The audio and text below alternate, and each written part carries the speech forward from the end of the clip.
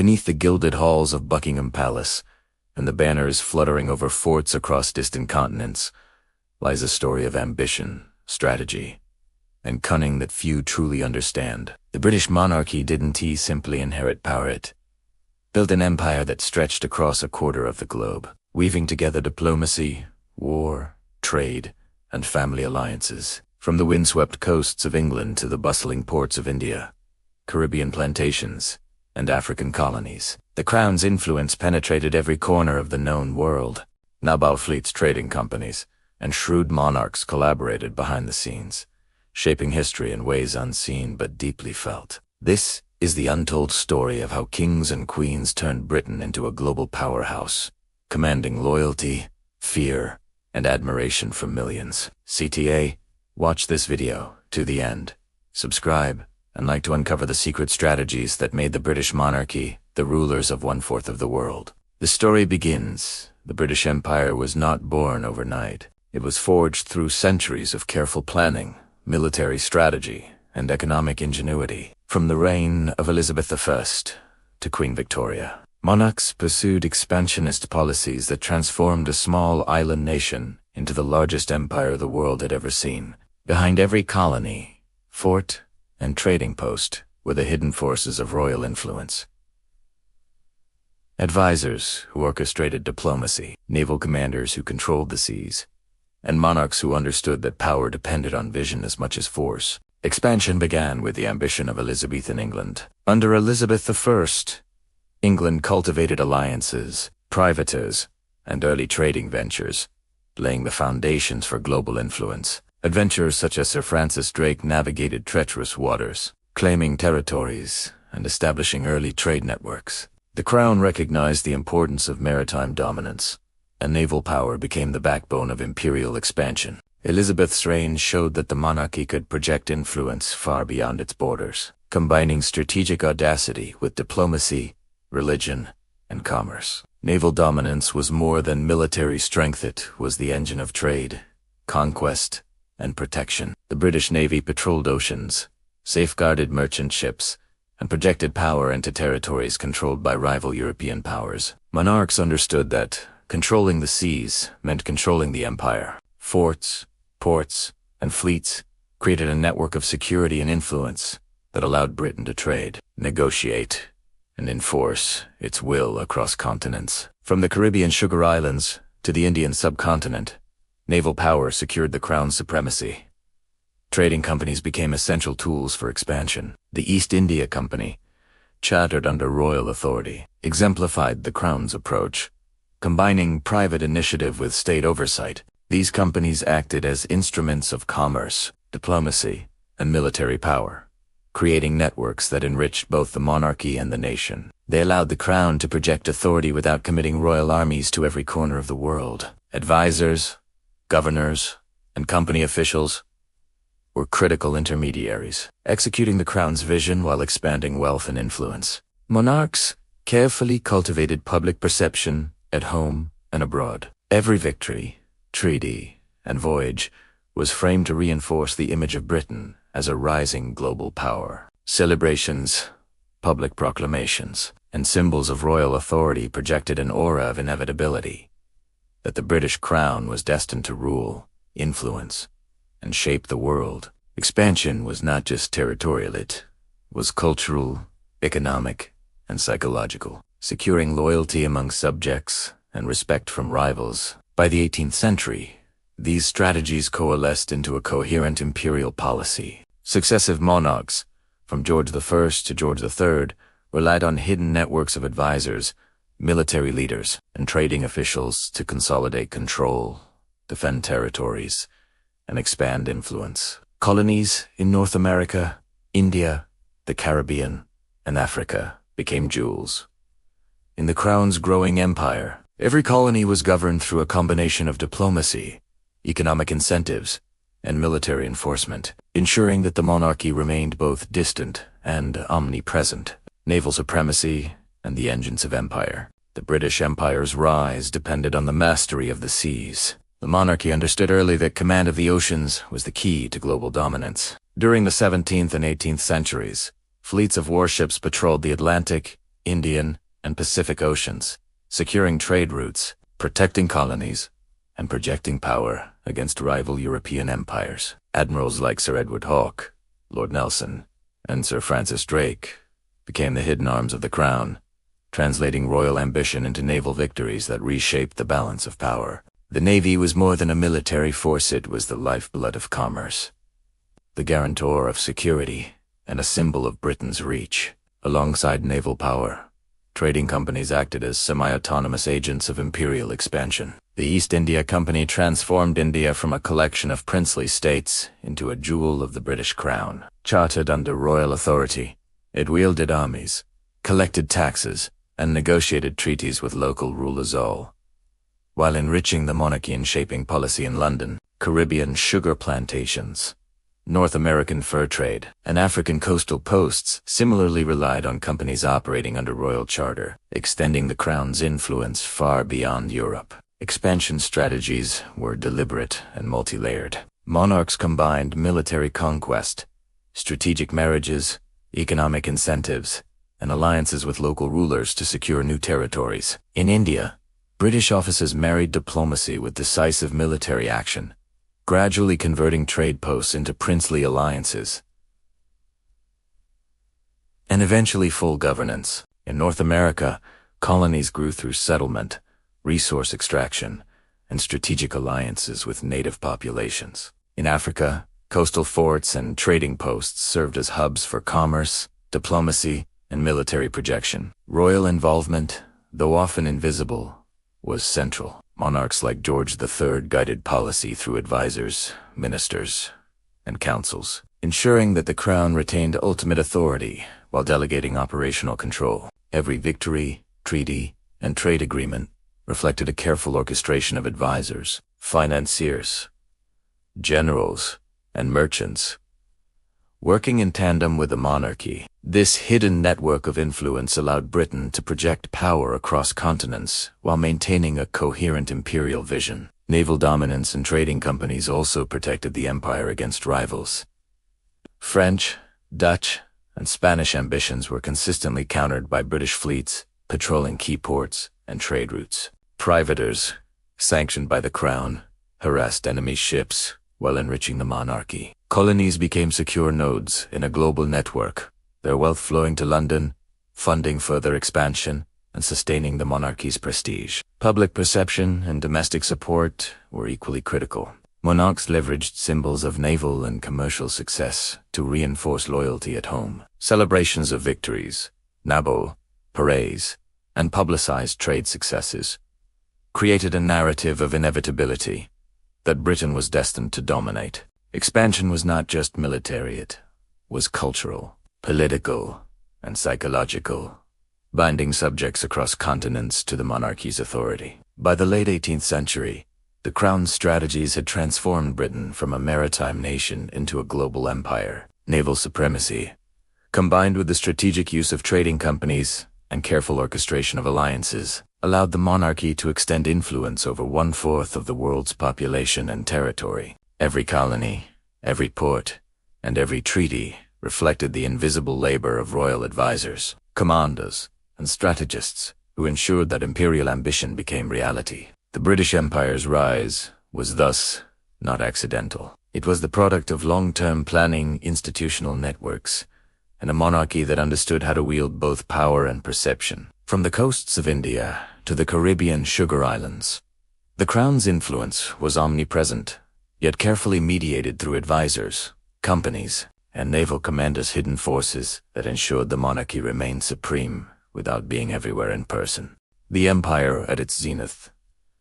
By the 19th century, the British Empire had reached an unprecedented scale. Under Queen Victoria, the monarchy presided over the largest empire in history, spanning continents, oceans, and cultures. At its peak, Britain ruled over 1/4 of the world's population and territory, a feat achieved not only through military conquest, but through strategic governance, diplomacy, trade, and symbolic authority. The monarchy's influence extended into every corner of the empire, even when physical presence was impossible. Victoria herself understood the importance of personal engagement in governance. Though advisors and ministers managed day-to-day affairs, The queen guided imperial policy with a careful balance of discretion and influence. She corresponded with governors in India, communicated with colonial leaders, and monitored the deployment of naval and military resources. These actions demonstrated the monarchy's enduring principle. Power was exercised through networks, strategy, and perception rather than mere presence. Colonial administration relied on a delicate blend of trade, diplomacy, and military oversight. Governors, advisors, and trading company officials acted as extensions of the crown, implementing policies that reinforced British authority while respecting local customs when necessary. In India, the British Crown took over administration from the East India Company after the revolt of 18, transforming governance into a formal imperial project. Similarly, in Africa, the Caribbean, and the Pacific, colonies were managed through a combination of treaties, trade agreements, and military garrisons. Naval dominance remained critical. Fleets patrolled the Suez Canal, the Cape of Good Hope, and the Caribbean, ensuring that trade routes remained secure and that colonial outposts could be reinforced swiftly. Merchant ships, protected by the Crown's navy, transported goods, troops, and officials, binding colonies to London through commerce and mobility. Every voyage reflected the interdependence of trade, military power, and royal oversight. The British monarchy also leveraged cultural and symbolic influence to reinforce loyalty across the empire. Royal visits, ceremonial proclamations, and public celebrations projected authority and legitimacy, cultivating admiration and allegiance among colonial subjects. The Queen's image, immortalized in portraits, coins, and stamps, became a unifying symbol of British identity, reminding millions of the Crown's reach and continuity. Economic exploitation and trade were central to imperial power. Raw materials from colonies fueled Britain's industrial revolution, while manufactured goods and investments strengthened both the monarchy and the national economy. Trading companies, now overseen directly by the Crown, acted as instruments of governance and commerce. In every territory, the monarchy's influence intertwined with economic systems, creating a network of wealth, loyalty, and strategic control. Yet even at its height, the empire faced challenges. Local uprisings, resistance movements, and rival European ambitions tested the Crown's ability to maintain authority. The monarchy relied on hidden advisors, military strategy, and careful diplomacy to suppress revolts and negotiate treaties, ensuring stability without undermining its image. Monarchs projected confidence while delegating execution to trusted officials, preserving both control and perception. The Victorian era exemplified the monarchy's mastery of hidden power structures. Success depended on a combination of naval supremacy,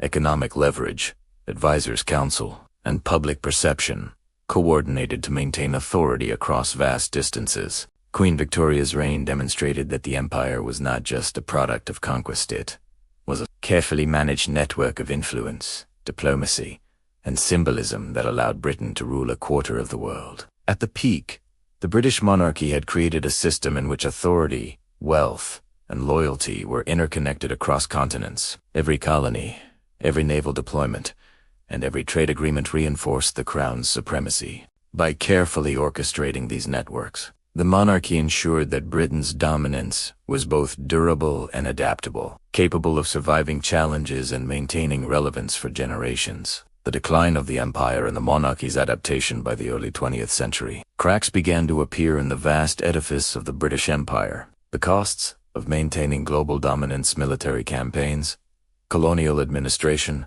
and economic management strained both the treasury and the monarchy's ability to project authority. Nationalist movements arose in colonies from India to Africa and the Caribbean, challenging British control and demanding World War's I, and to further tested the monarchy, exposing vulnerabilities while simultaneously demonstrating its symbolic importance as a unifying force. The monarchy navigated decline through adaptation and diplomacy. Kings and queens relied heavily on advisors, ministers, and colonial governors to maintain stability. While military action continued to suppress uprisings, diplomacy and strategic concessions became increasingly essential. Monarchs balanced authority with pragmatism, granting limited autonomy, negotiating constitutional reforms, and gradually transitioning colonies toward self-governance, while preserving symbolic ties to the crown. Nationalist movements, particularly in India, tested the empire's reach. Figures like Mahatma Gandhi advocated for independence through civil disobedience, challenging the crown's authority without engaging in war. The monarchy's response relied on subtle strategies, using loyalist advisors, supporting sympathetic local rulers, and cultivating public opinion both in Britain and overseas. By maintaining ceremonial and symbolic authority, the monarchy retained influence even as political control waned. Economic pressures further complicated imperial governance. Global markets shifted, colonial resources became contested, and the two world wars drained Britain's financial reserves. Advisors played a critical role, guiding the crown through fiscal crises, trade negotiations, and post-war reconstruction. The monarchy leveraged public perception and media coverage, portraying the crown as a source of continuity and stability amidst economic and political turbulence. The two world wars reinforced the monarchy's symbolic role. During World War I, King George V became a figurehead of national unity, overseeing morale, supporting troops, and maintaining public confidence. In World War II, King George VI and Queen Elizabeth, the Queen Mother, were visible in bombed cities, demonstrating courage and shared suffering with the populace. These symbolic acts preserved loyalty and legitimacy at a time when empire was under threat and Britain's global power was declining. Post-World War II, the empire entered a period of rapid decolonization. India, Pakistan, and other colonies gained independence, marking the formal end of Britain's imperial dominance in Asia and Africa. Yet the monarchy adapted, transforming symbolic authority into diplomatic influence through the Commonwealth of Nations, a network of independent states that retained cultural, political, and ceremonial ties to the crown. By cultivating these relationships, monarchs maintained relevance, projecting soft power even as direct control diminished. Throughout the empire's decline, the monarchy relied on the same hidden forces that had guided it for centuries: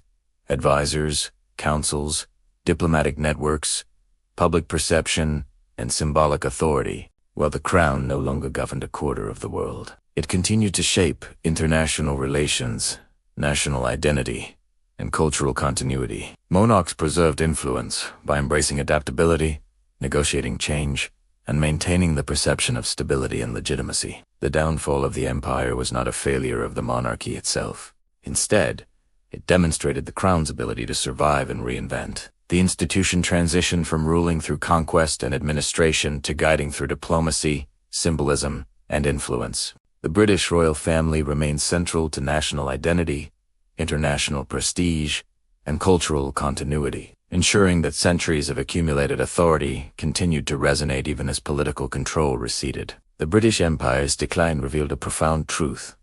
The monarch's power lies not solely in territories or armies, but in the strategic orchestration of influence, perception, and networks. By understanding and adapting to changing realities, the crown endured. Its legacy, the ability to survive, adapt, and remain a central institution illustrates why the British monarchy remains influential in the modern world.